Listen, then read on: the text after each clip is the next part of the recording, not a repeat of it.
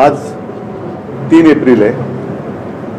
साहजिकच आहे 3 एप्रिल म्हटल्यानंतर काल 2 एप्रिल होती.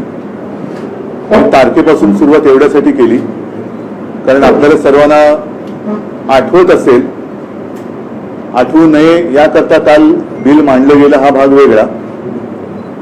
पण आपल्याला तरी नक्की आठवत असेल की साधारणतः एक महिना 15-20 दिवस आधी अमेरिकेच्या राष्ट्राध्यक्षांनी आपल्याला एक इशारा दिला होता की भारताने जे काही कर आहेत ते कमी करावे, नाहीतर आम्ही सुद्धा जशाच तसे कर लावू. आणि त्या कराला सुरुवात, त्या कराच्या आकारणीला सुरुवात त्यांनी त्यांच्या 2 तारखेपासून म्हणजे आजपासून आपल्याकडे केले. शेअर मार्केट कोसळलंय अशी बातमी आहे. सेन्सेक्स बिन्सेक्स ही सगळी पडझड मोठ्या प्रमाणावरती होते आहे. काल आपल्याला सर्वांना, निदान मला तरी अपेक्षा अशी होती की देशाच्या आर्थिक पाठकाण्याचा हा विषय, कदाचित आर्थिक पाठकाणा मोडेल की काय, आर्थिक संकट मोठं आपल्या देशावरती आदळेल की काय, अशी ही परिस्थिती असताना देशाच्या पंतप्रधानांनी, देशाच्या अर्थमंत्र्यांनी आणि देशाच्या परराष्ट्र मंत्र्यांनी बाकीचे सगळे विषय बाजूला ठेवून देशाला विश्वासात घ्यायला पाहिजे होतं. या संकटाचा मुकाबला आपण काय करणार आहोत, आपल्याला काय पावलं उचलण्याची गरज आहे, आपण काय केलं तर त्याचा परिणाम काय होईल, त्याचा दुष्परिणाम काय होईल. आणि अशी जर का काल त्यांनी भूमिका घेतली असती तर आणखीन एक गोष्ट सांगतो की मी जेव्हा मुख्यमंत्री होतो तेव्हा चीन घुसला होता आपल्या देशामध्ये, अरुणाचल वगैरे त्या भागामध्ये. कोरोनाचा काळ होता. माननीय पंतप्रधानांनी त्यांनी व्हिडिओ कॉन्फरन्स घेतली होती. ते सुद्धा तेव्हा घरी बसून काम करत होते. देशातल्या सगळ्या राज्यातल्या मुख्यमंत्र्यांना आणि प्रमुख पक्षाच्या नेत्यांना त्यांनी व्हिडिओ कॉन्फरन्सिंगद्वारे विश्वासात घेतलं होतं. आम्ही सगळ्यांनी एकमुखाने त्यांना सांगितलं होतं की आपण देशाचे पंतप्रधान आहात, आपण देशाच्या हिताचेच निर्णय घ्याल अशी आम्हाला खात्री आणि विश्वास आहे. आपण याबाबत जो काही निर्णय घ्याल त्याला आमचा पाठिंबा असेल. जर त्याच पद्धतीने हे देशासमोर येणारं आर्थिक संकट सगळ्या देशवासियांना त्यांनी सांगितलं असतं आणि सगळ्यांना विश्वासात घेऊन आपण काय पावलं उचलणार आहोत हे सांगितलं असतं तर बरं झालं असतं. आम्ही एकमुखाने एका क्षणाचीही चर्चा न करता त्यांना पाठिंबा दिला असता. दुर्दैवाने तसं झालं नाही. उलट आता असं वाटते की त्याच्याकडे दुर्लक्ष व्हावं. आपण काही त्यांच्याकडे काही करू शकत नाही, कारण पाकिस्तानला इशारा देऊ शकतो, चीनला देऊ शकत नाही, अमेरिका तर फार दूर राहिली. आणि मग काय करायचं असं आहे. त्याने ते जे काय करतील ते भोगत बसायचं आणि ते भोगतोय हे आपल्याला कळू द्यायचं नाही, म्हणून मग कुठेतरी वेगळे विषय काढायचे. आता हा एक खरा महत्वाचा मुद्दा. आज तरी मी अपेक्षा करतोय की आज तरी अधिवेशन सुरू आहे लोकसभेत आणि राज्यसभेत, सगळे विषय बाजूला ठेवून या आर्थिक संकटाबद्दल आपल्याला, आता पंतप्रधान मला वाटतं परदेशात गेले, परराष्ट्र मंत्री कुठे आहेत काही कल्पना नाही, अर्थमंत्र्यांनी तरी एक आवाहन केलं पाहिजे, बाकी गृहमंत्र्यांचा तर काय आनंदच आहे, पण त्यांनी देशाला शासकीय भाषेत अवगत केले पाहिजे. पण तशी अपेक्षा करणं यांच्याकडनं हे खूप मला असं वाटतं चुकीचं करेल. पण त्यांनी हे खरं करणं आज गरजेचं आहे. असो, नुकतीच ईद झालेली आहे. त्या ईदच्या वेळेला या सगळ्या लोकांनी ईदच्या मेजवान्या झोडल्यात. ईदच्या मेजवान्या झोडून ठेकर देऊन काल वक्फ बोर्डाचं बिल मांडलेलं आहे. योगायोग असा आहे की किरण रिजिजू यांनी हे बिल मांडलं. आता हे किरण रिजिजू यांनीच एकेकाळी गोमांस खाण्याचं समर्थन केलं होतं. त्यांनीच वक्फ बोर्डाच्या सुधारणेचं बिल मांडलं. हा योगायोग किंवा ठरवून आणलेला योगायोग आहे. नेमकं भारतीय जनता पक्ष करतंय काय तर हेच कोणाला कळत नाहीये. कारण कधीतरी सांगायचं औरंगजेबाची कबर खोदणार, मग त्यांची लोक उधळ फावडी घेऊन जातात, खाण्याला सुरुवात करतात, मग वरनं आदेश द्यायचा नाही नाही नाही खोदू नका, परत माती टाका, मग परत माती टाकतात. मग मध्येच म्हणायचं मशिदीत घुसून मारणार, लोक मारायला जातात, त्यांना सांगा थांबा थांबा थांबा, ते तुमचे बाकीचे हत्यार बाजूला ठेवा, हे सौगाते मोदी घेऊन जा. म्हणजे हे कळतच नाही नेमकं काय चाललेलं आहे.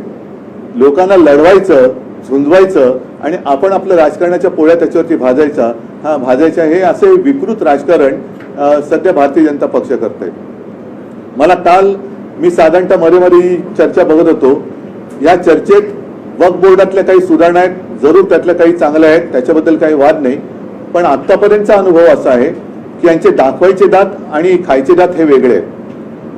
गरीब मुसलमानांबद्दल त्यांनी जे बोलले त्याच्याबद्दल मी भाष्य करेनच, परंतु 370 कलम जे कलम काढलं गेलं काश्मीरमधलं, आम्ही पाठिंबा दिला त्याला. याचं कारण ज्या वेळेला तिथे जी काय अंधाधुंद एक बेबंदशाही चालू होती आणि अनेक हजारो काश्मीरी पंडित हे आपल्या देशात आपली घरं सोडून आपल्या इतर राज्यांमध्ये निर्वासितासारखे फिरत होते, तेव्हा हिंदू हृदय सम्राट शिवसेना प्रमुखांनी त्यांना महाराष्ट्रामध्ये आश्रय दिला. 370 कलम काढल्यानंतर जी एक आशा दाखवली गेली की सगळे काश्मीरी पंडित आपापल्या घरी परत जातील. आता 370 कलम काढून किती दिवस झाले, किती वर्ष झाली, त्या काश्मीरी पंडितांपैकी किती जणांना त्यांच्या जमिनी परत दिल्या गेल्या हे पहिलं त्यांनी सांगण्याची गरज आहे.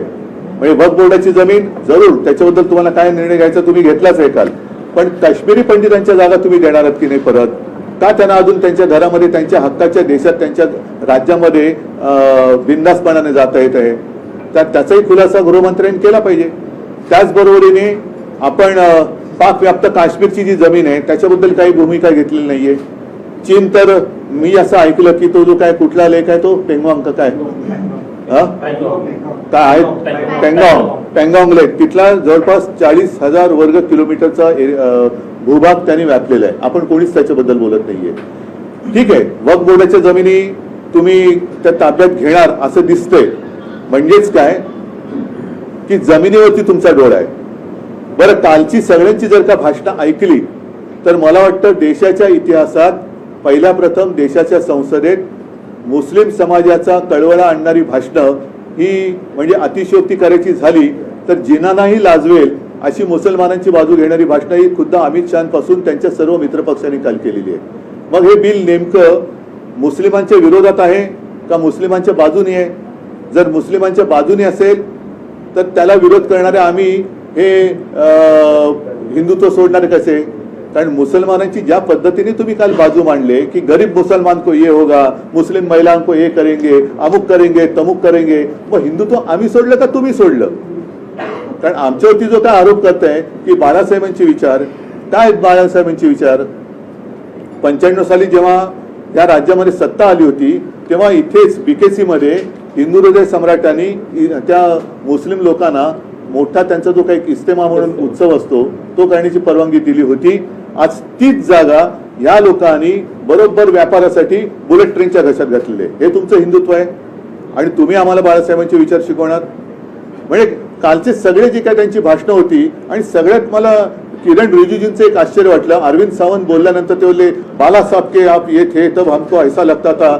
रिजिजू साहेब, मला पण काल वाईट वाटलं की तुमच्या तोंडावर तुमच्या नाकावर टिचून नवे ठणकावून तुमचे मित्रपक्ष जदवीचे ते लल्लन सिंग बोलले, टीडीपीचे त्यांचे कोणते नेते ते बोलले, एका पाठोपाठ एक त्यांची भाषणं झाली की आम्ही मुसलमानांच्या म्हणजे ते बोललेत की हिताचं रक्षण करणार, आम्ही त्यांच्यासाठी अमुक करणार, आम्ही आणि हे असहाय्यपणाने म्हणजे असं चीन समोर किंवा अमेरिकेसमोर आपली अवस्था झाले तसं अमित शहा असतील, पियुष गोयल असतील, रिजिजू असतील, राजनाथ सिंग असतील, हे त्यांच्याकडे बघू शकत नव्हते, खाली मान घालून लाचारीने हसत होते.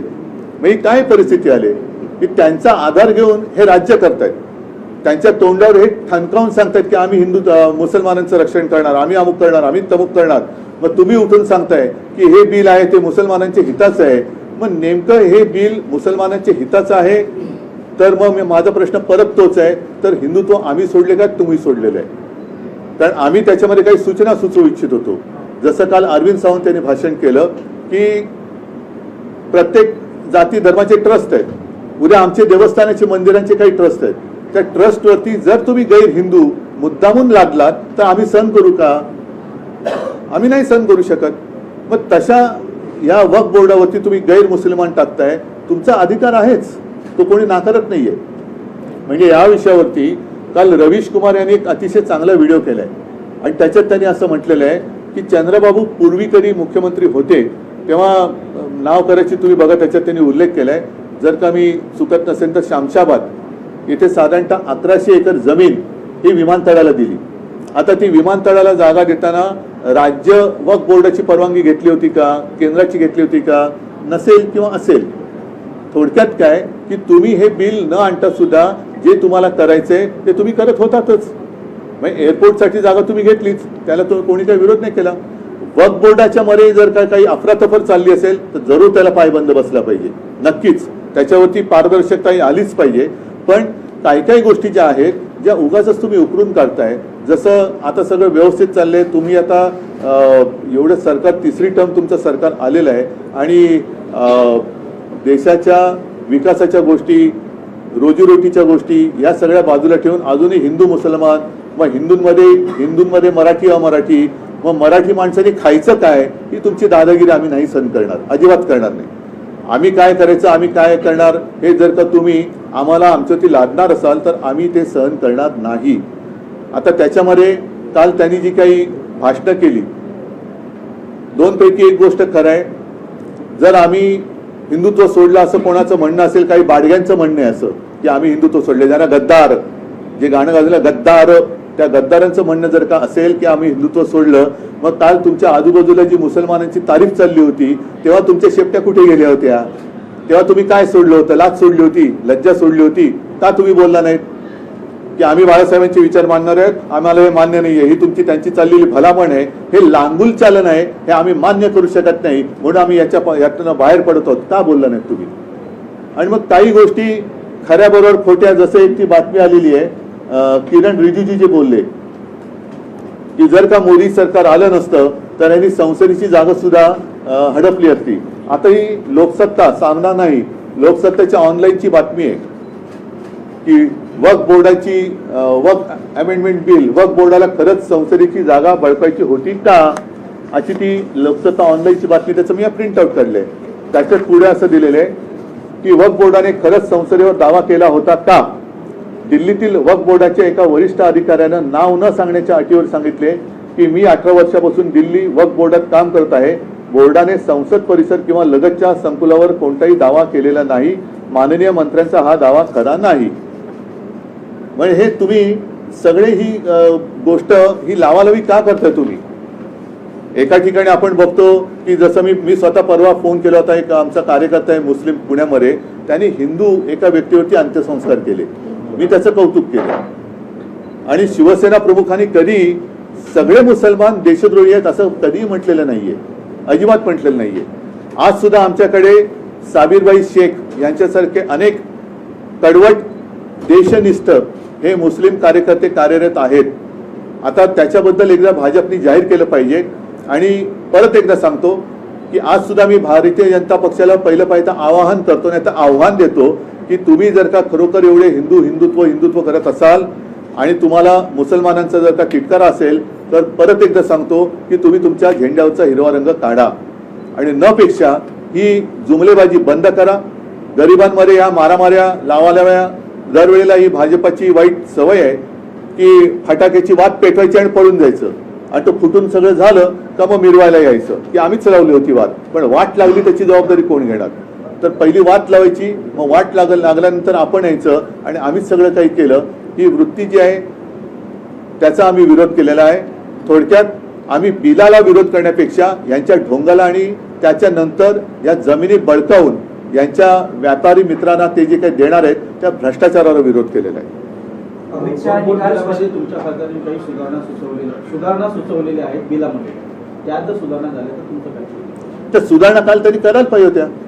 बरं, त्याच्यामध्ये साधारणतः एकूण जे काही चित्र चाललं होतं म्हणजे प्रतिपक्ष, विरोधी पक्ष किंवा प्रतिपक्ष काय असेल ते, पण त्या ज्या काही सूचना तर त्यांना तुम्ही असं केलं होतं की तुम्ही मुस्लिम धार्जिणे आहात आणि हे हिंदू धार्जिणे आहेत आणि हे स्वतः जेवढं मुसलमानांचं लांगुल चालन करत होते ते बघितल्यानंतर मी म्हणेन की जिनांना सुद्धा लाज वाटली असेल की अरे आपल्याला नाही जे करता आलं ते यांनी केलं, भाजपने करून दाखवलं.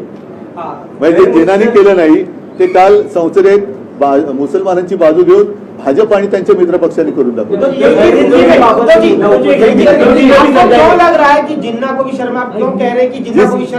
जिस तरीके से कल भाजपा के नेतागण या शीर्ष नेता या वरिष्ठ मंत्री, उसमें अमित शाह जी भी थे, किरण रिजिजू, फिर उनके जो नए नए दोस्त है टीडीपी हो या जेडीयू, जिस तरीके से उन्होंने मुस्लिम समुदाय का समर्थन किया, हम नहीं चाहते कि वो विरोध करे, लेकिन अगर आप हमें बार बार कहते हो कि आपने हिंदुत्व छोड़ा, तो कल आपने क्या छोड़ा था?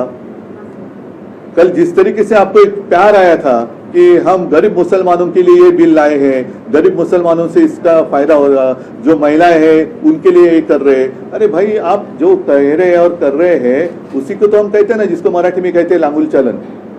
सामने आपको चुनाव दिखाई दे रहा है, उसका शायद उल्लेख अमित शाह जी ने भी किया कि हम बंगाल भी जीतेंगे और बिहार भी जीतेंगे। इसका मतलब सीधा है कि भाजपा की नीति सिर्फ आपस में लड़ाई लड़ाओ, तोड़ो फोड़ो और राज करो। अभी जो भाजपा की जो चाल है, अभी बाला साहब होते तो कुछ और शब्द में कहते, उन्होंने भाषण में उसका उपयोग भी किया है, मैं नहीं कहना चाहूंगा। जिन्होंने वो भाषण कवर किया होगा उनको वो याद आएगी वो बात। एक उसमें बैल का जिक्र किया था, बैल जिस तरीके से जाता है खेत में, तो वैसे मत चलो, सीधा चलो। बराबर है ना, तुम्ही मला वाटतं ते केलं का? नहीं, एकच मिनिट, जो कुछ मैं कह रहा था कि हमेशा वो कहते कि आपने हिंदुत्व छोड़ा, तो मुझे पहले बताइए कि इस बिल का हिंदुत्व से क्या लेना देना है? और अगर आप मुसलमानों के लिए सारी चीजें कर रहे हैं तो भाई हिंदू ने क्या आपका गुनाह किया है? कभी आप कहते हो कि औरंगजेब की कब्र खोद डालो, उनके लोग जब खोदने के लिए जाते हैं तो आरएसएस कहते नहीं नहीं नहीं नहीं, जो खोदी है उसके ऊपर मिट्टी डालो। कभी कहते कि मस्जिद में घुसकर मारेंगे, कभी कहते अरे नहीं नहीं नहीं नहीं, वो बाजू में रखो, ये सौगात लेके जाओ। कभी कहते कि ये मुस्लिम जो है ऐसे वैसे, और बाद में उनके यहाँ जाकर ईद की पार्टी मनाते हो। तो क्या आप कहना क्या चाहते हो? जो आता है ना कभी, अरे कहना क्या चाहता है, वही तो मैं कहता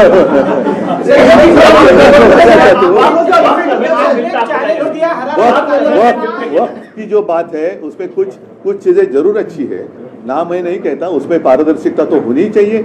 अगर जहां भी कुछ गलत है तो गलत है, उसका समर्थन मैं या मेरी शिवसेना कभी भी नहीं करेगी। लेकिन आप जिस तरीके से वो पेश कर रहे थे, तो क्या पहले आपको भी समझ में आया है कि हम क्या कर रहे हैं? मुसलमानों के हित में कर रहे हैं कि उनके खिलाफ कर रहे हैं? ये तो पहले बताओ। और हमारा जो डर है कि आज आपने वक्फ बोर्ड की जमीन पर आपकी आंख है, हमारे जो मंदिर का ट्रस्ट है उनके पास भी काफी सारी जमीन है, क्रिश्चियन लोग उनके पास जमीन है, गुरुद्वारा के पास होगी, बौद्ध विहार के पास होगी। अगर आप मुसलमानों की बात आज कर रहे हैं, कल हमारे ऊपर भी आपकी नजर आएगी। और फिर व्यापार आप करना चाहते हो तो सीधा करो, और अगर जमीन ही चाहिए तो जाओ ना, वहां चीन जहां घुस गए हैं वहां की जमीन दे दो अपने दोस्तों को। वहां की कश्मीर में जो पाकिस्तान घुस गया है वहां की जमीन आपके दोस्तों को दे दो। तो ये सिर्फ जमीन के लिए उन्होंने ये बिल लाया है, जिसका मैंने कहा ना, हमने बिल का विरोध नहीं किया है, हमने भ्रष्टाचार का विरोध किया है। हमने उनकी जो नौटंकी है उसका विरोध किया है।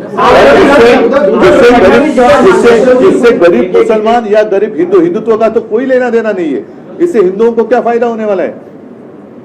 उल्टा डर यह है, जो बात हमने कही कल, अरविंद सावंत जी हमारे सांसद है, उन्होंने बात कही कि हमारे शंकराचार्य जी है जिन्होंने कहा, आरोप लगाया कि केदारनाथ मंदिर से 300 किलो या कुछ ज्यादा ही सोना गायब हो गया। कुछ किसी ने बात की, हाँ। फिर हमारे पद्मनाभ स्वामी मंदिर का उन्होंने खजाना खोला, विरोध किया, फिर रुक गए। तो ये ऐसी सारी बातें वो करने लगे, तो कौन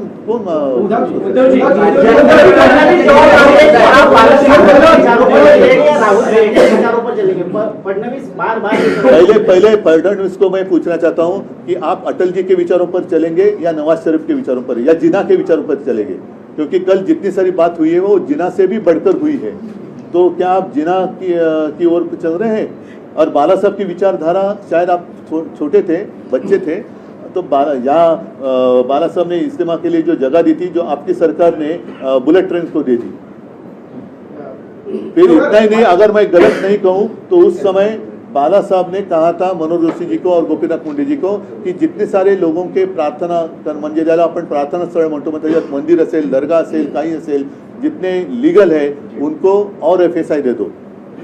तो ये बाला साहब ने कहा था। तो बाला साहब के विचार, पहले आप बच्चे थे उस वक्त, आप हमें मत सिखाओ।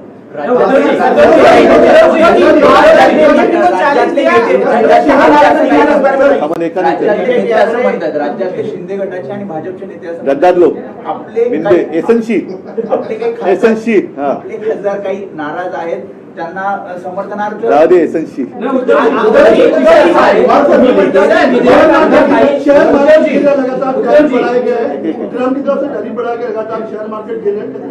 हाँ, ये काफी महत्वपूर्ण बात है। मैंने जैसे पहले मराठी में कहा, उसको दोहराता हूँ मैं आज मेरा आग्रह है, क्योंकि देश के हित के लिए जो भी करने की जरूरत है वो प्राथमिकता होनी चाहिए। कल मेरी अपेक्षा थी कि बाकी अन्य सारे विषय बाजू में रखकर ट्रंप ने जो टैरिफ लगाए हैं जिससे हमारा नुकसान होने जा रहा है उसके ऊपर बात करें। कल की पूरी चर्चा के दौरान पता नहीं शायद अर्थमंत्री थी या नहीं थी, परराष्ट्र मंत्री दिखाई दिए या नहीं दिए, प्रधानमंत्री थे या नहीं थे, लेकिन आज बाकी सारे विषय बाजू में रखकर आज राज्यसभा और लोकसभा में ये जो संकट हमारे ऊपर मंडरा रहा है उसके लिए हम क्या करने जा रहे हैं, क्या करना चाहिए, सबको अवगत करना चाहिए। और मैं भरोसा विश्वास दिलाता हूं कि देश के हित के लिए अगर आप कुछ वहां करना चाहते हो कि नहीं अमेरिका ने ऐसे से किया तो हमें ये करना पड़ेगा, तो हम उसका समर्थन करेंगे, लेकिन ये करो, ये देश के हित के लिए। और अब वो जो उन्होंने टैक्स लगाया है, टैरिफ लगाया है, वो हिंदू मुस्लिम नहीं जानता, वो अपने देश के ऊपर लगाया है, तो नुकसान तो सभी का होने वाला है। तो उसके ऊपर चर्चा करो, बहस की चर्चा करो। वक्फ को लेकर जैसे आपने कहा है कि कुछ चीजों में आप जो है क्लियर है कि हाँ ठीक है, कई चीजों में मुसलमानों को जो सबसे ज्यादा मुखालफत या विरोध रहा है वो ये रहा है कि कलेक्टर को अपॉइंट किया जाएगा तो इनडायरेक्टली ये चीजें सरकार के अंदर में आ जाएगी। आप इस चीज के फेवर में है या विरोध में है कि क्या वक्फ की मिल्कियत का कंट्रोलिंग सरकार के हाथ में होगा? एक बात जरूर कि उसमें ट्रांसपेरेंसी होनी चाहिए, वो मुस्लिम लोग भी उसको मना नहीं कर रहे, लेकिन कलेक्टर किसके अंडर रहेगा? क्या उसको डिसीजन लेने की आज़ादी रहेगी? और यही रिजिजू साहब है, आपको याद होगा जब वो लॉ मिनिस्टर थे तर ते काय न्यायवृंद म्हणतात ना, काय त्याला म्हणायचं, कोलेजियम काय कलेजी काय, उसके ऊपर वो हावी होना चाहते थे। मग ते जिकडे जातात तिकडे ताबा घ्यायला बघतात, तर हा कलेक्टर बिलेक्टर कोणाच्या अंडर राहील? त्याला तेवढं स्वातंत्र्य असेल की तू तेवढ्या यांनी वाग, तर कोणाची हरकत नाहीये। पण कलेक्टर जर का यांच्या अंडर असेल तर त्याची या लोकांना नाही म्हणण्याची हिंमत असेल का मंत्र्यांना किंवा वरून आलेल्याला? हा महत्वाचा मुद्दा आहे। कलेक्टरला ते विरोध का करतायत? कारण कलेक्टर हा सिस्टीम मधला एक भाग आहे, आणि जर का याने असं ठरवलं, आदेश दिले की कुछ भी होने दो, ऐसा करना है, तो क्या करेंगे आप?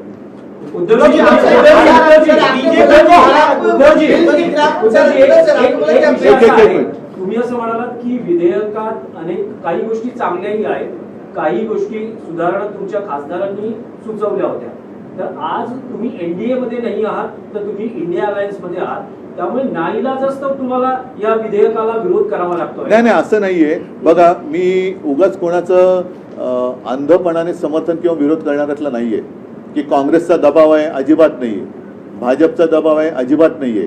मला जे काय वाटतं, मला पटतं ते मी करतो, आणि मला असं वाटलं की ज्या पद्धतीने भाजपची पावलं पडतायत ती आज तुम्ही वक्फ बोर्डावरती नियंत्रण आणताय, आणा, हरकत नाही, त्याच्यात पारदर्शकता आणायची असेल तर जरूर आणा, पण उद्या तुम्ही हे हिंदूंवरती आणाल। बरं, आधीच आमच्या देवस्थानाची जागा ही मराठवाड्यात असो किंवा आणखीन अनेक ठिकाणी ही हडपली गेलेली आहे, त्याच्याबद्दल तुमच्याकडे काय आहे? बरं, आता जर का तुम्ही आम्ही हिंदुत्व सोडलं म्हणताय आणि तुम्ही हिंदू आहात असं तुमचा जर का दावा असेल किंवा हिंदुत्वाचे तुम्ही राखणदार आहात, तर मुसलमानांची एवढी तुम्ही बाजू घेताय, तर हिंदूंमध्ये गरीब नाही आहेत का? त्या गरिबांसाठी तुम्ही काय करताय? काय तुमच्याकडे? आणि आता सुद्धा ह्या वक्फ बोर्डाच्या जागेमुळे तुम्ही गरीब मुसलमानांना काय फायदा करून देणार आहात? पण जर तुम्ही एनडीए मध्ये असता तरी हीच भूमिका घेतली असती। आम्हाला जे पटलं नसतं ते त्याही वेळेला आम्ही मांडलेलं होतं, नोटबंदीच्या वेळेला सुद्धा मी बोललो होतो। त्याही वेळेला आपल्याला लक्षात असेल की मोदीजींचं सरकार आल्या पहिल्यांदा मुंबईतल्या लोकल ट्रेनची दरवाढ झाली होती, मी त्याला विरोध केला होता। आता नोटबंदीमध्ये सुद्धा हे असंच सगळं गाडून टाकलं गेलं होतं की यांनी असं होईल, त्यांनी तसं होईल, लोकांना वाटलं होतं अरे वा खूप चांगलं होणार, कुठे काय झाले?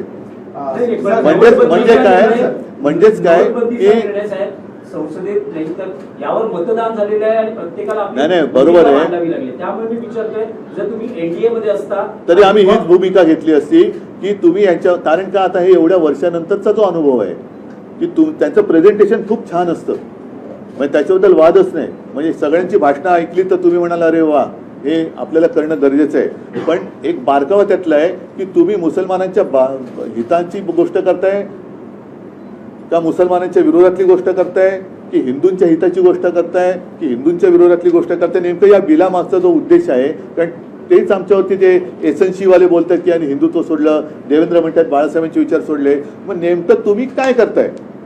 की असं तुम्हाला का वाटतं की तुम्ही मुसलमानांचं लांगुल चालन करताना जर का आम्ही त्याला विरोध करत असू तर हिंदुत्व आम्ही सोडले का तुम्ही सोडले?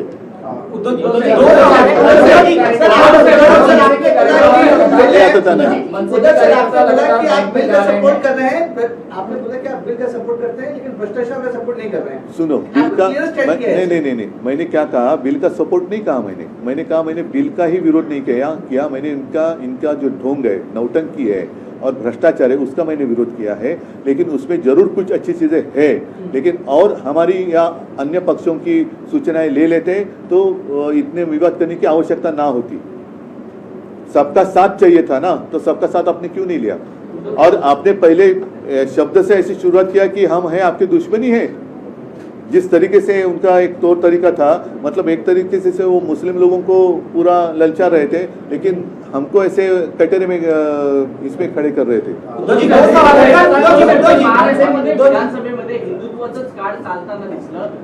पण आता नाही पण आता एवढ्यात निवडणुका होतील असं मला नाही वाटत।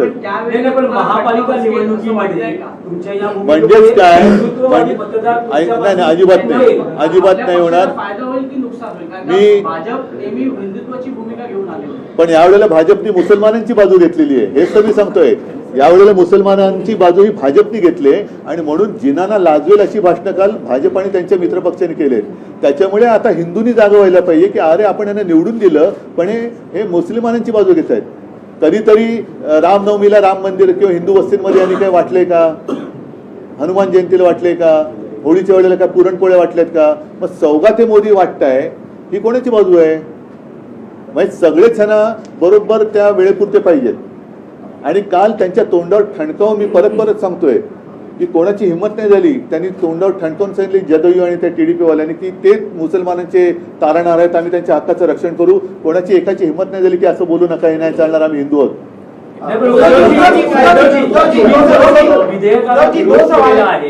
तुमच्या पक्षाच्या कार्यकर्त्यांना ही भूमिका पटेल का? पटेल का म्हणजे पटलेलीच आहे। याचं कारण असं की आमची भूमिका आहे स्वच्छ आणि स्पष्ट आहे। एक तर पहिली गोष्ट, या बिलाचा हिंदुत्वाशी काडीचा संबंध नाहीये। दुसरी गोष्ट, ज्या पद्धतीने काल परत एकदा सांगतो, अमित शहांसह किरण रिजिजूंसह सगळ्यांनी मुसलमानांचं लांगुल चालन केलेलं आहे आणि केवळ हे कसं आम्ही मुसलमानांच्या हिताचं आहे हे मांडतो आहोत हे दाखवल्यामुळे आता हिंदूंचे सुद्धा डोळे उघडलेत की अरे हे आपला सुद्धा वापर करून घेत आहेत। त्याच्यानंतर यांची ती जी वेडीवाकडी चालते, कधी कबर खोदायची, कधी त्याच्यावर माती टाकायची, कधी मशिदीत घुसायची भाषा करायची, तर कधी त्याच मशिदीमध्ये त्याच लोकांना भेटी घेऊन पाठवायचं, कधी इफ्तार पार्ट्यानं जायचं, कधी गोमांस हे करता म्हणून मारायचं, कधी मॉब लिंचिंग करायचं, पुन्हा त्यांच्याचकडे जेवायला जायचं। हे सगळे जे चालले ना यांची धरसोड उरती ही आता हिंदूंना सुद्धा कळलेली आहे। म्हणून आता हिंदू हा जागा झालेला आहे। त्याच्यामुळे तुम्ही जे म्हणता ना की उद्या कुठेही निवडणूक झाली तर भाजपला भारी पडणार। जो है महायुति को कांग्रेस ने कहा है कि उनको गजनी सिंड्रोम हो गया, डाउन सिंड्रोम की जगह ये भूल गए हैं जो वादे थे।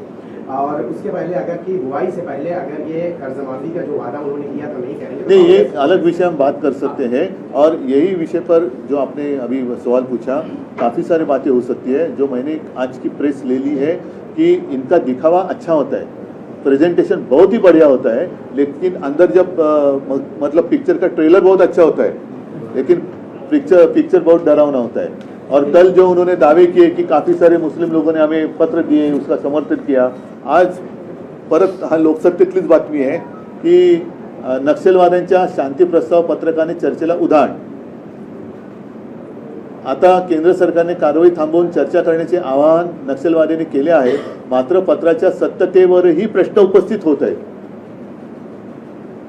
हे असं सगळं ह्या गोष्टी चाललेल्या आहेत आणि ह्याच्यामध्ये आम्ही हिंदू वेड्यासारखे त्यांच्या मागे धावतोय की काहीतरी आमचं होईल, काहीच होत नाहीये। घरदारं उद्ध्वस्त होत आहेत, कोणाला रोजीरोटी मिळत नाहीये, नोकरी धंदा मिळत नाहीये। नुसतं ह्यांनी सांगायचं एकदा कधी धर्मयुद्धाची भाषा करायची आणि परत मी सांगतो परत जाऊन मिठ्या मारायच्या, म्हणजे हे म्हणतील तसं हे हिंदुत्व नाहीये आणि हिंदूंना कळले।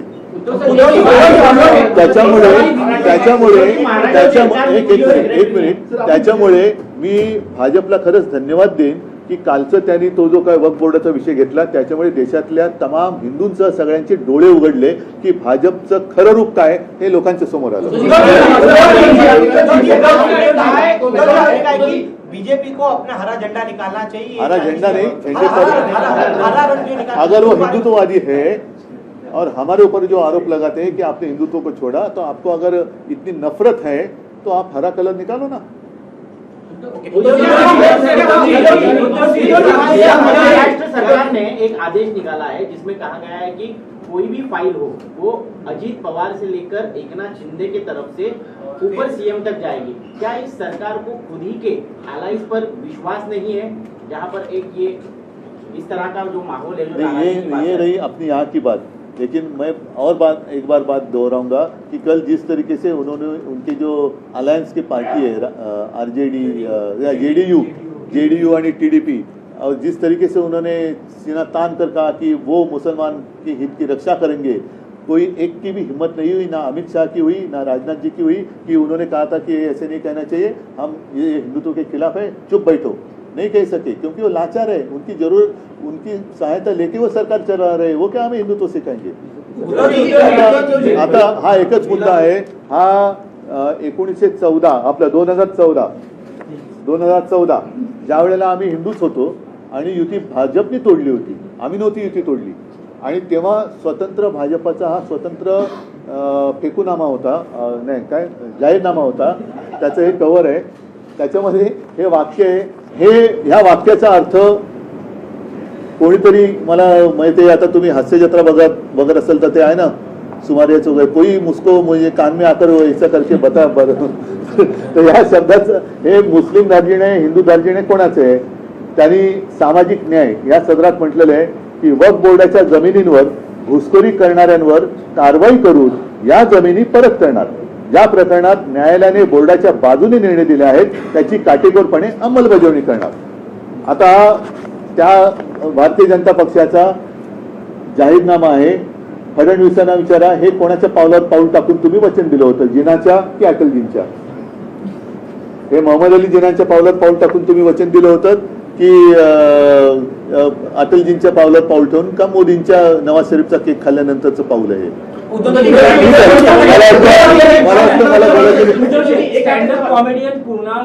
आता तो त्याच्यानंतर वेगळं बोलू, हा विषय महत्वाचा आहे.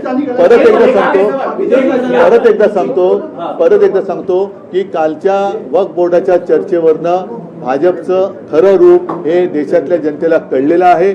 त्याच्यामुळे आता हिंदू सुद्धा, त्या हिंदूंचे पण डोळे उघडलेत, मुसलमान, ख्रिश्चन, शीख. कारण काल त्या कोण कौर आपले नाही बादल नाही अकाली राजाच्या नाही रे, त्या महिला आपल्या हरदीप सिंग कौर, त्यांनी अप्रतिम भाषण केलेलं आहे. त्यांनी पण अप्रतिम भाषण केलंय आणि सगळ्यांच्या मनात आता ही भीती आहे की आज हे पहिलं पाऊल यांनी मुस्लिम ट्रस्टवरती टाकले, उद्या जैनांच्या टाकू शकतील, ख्रिश्चनांच्या टाकतील, कारण त्यांच्याकडे पण संपत्ती आहे, शीख लोकांच्या टाकतील, अगदी बौद्धांचे येईल, हिंदूंच्या तर आहेच आहे. तर हे आत्ताच सगळ्यांनी जागा होण्याची गरज आहे. सगळ्यांना धन्यवाद. जय हिंद, जय महाराष्ट्र. लोकशाही मराठी ऐका, पहा, जागरूक रहा.